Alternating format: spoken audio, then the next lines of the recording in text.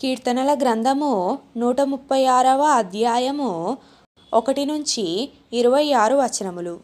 యెహోవా దయాళుడు, ఆయనకు కృతజ్ఞతాస్తుతులు చెల్లించుడి. ఆయన కృప నిరంతరముండును. దేవదేవునికి కృతజ్ఞతాస్తుతులు చెల్లించుడి. ఆయన కృప నిరంతరముండును. ప్రభువుల ప్రభువునకు కృతజ్ఞతాస్తుతులు చెల్లించుడి. ఆయన కృప నిరంతరముండును. ఆయన ఒకడే మహాశ్చర్య కార్యములు చేయువాడు. ఆయన కృప నిరంతరముండును. తన జ్ఞానము చేత ఆయన ఆకాశమును కలగజేసెను. ఆయన కృప నిరంతరముండును. ఆయన భూమిని నీళ్ల మీద పరచినవాడు. ఆయన కృప నిరంతరముండును.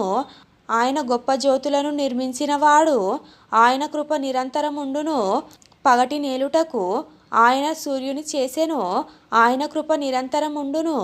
రాత్రి నేలుటకు ఆయన చంద్రుని నక్షత్రములను చేసెను. ఆయన కృప నిరంతరముండును. ఐగుప్తు దేశపు తొలిచూలులను ఆయన హతము చేసెను. ఆయన కృప నిరంతరముండును. వారి మధ్య నుండి ఇశ్రాయేలీయులను ఆయన రప్పించెను.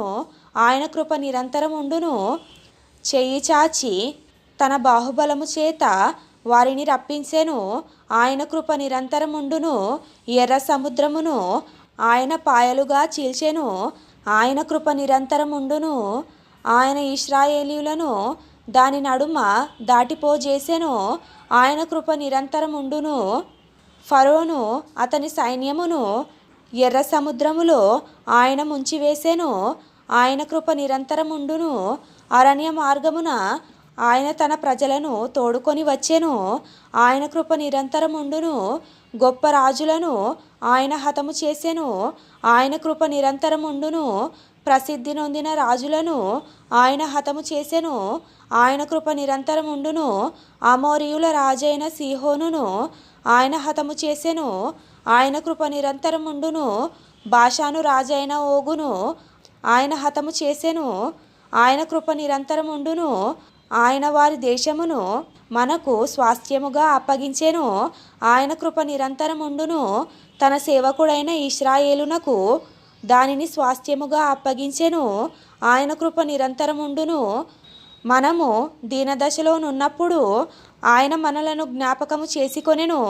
ఆయన కృప నిరంతరముండును. మన శత్రువుల చేతిలో నుండి మనలను విడిపించెను. ఆయన కృప నిరంతరముండును.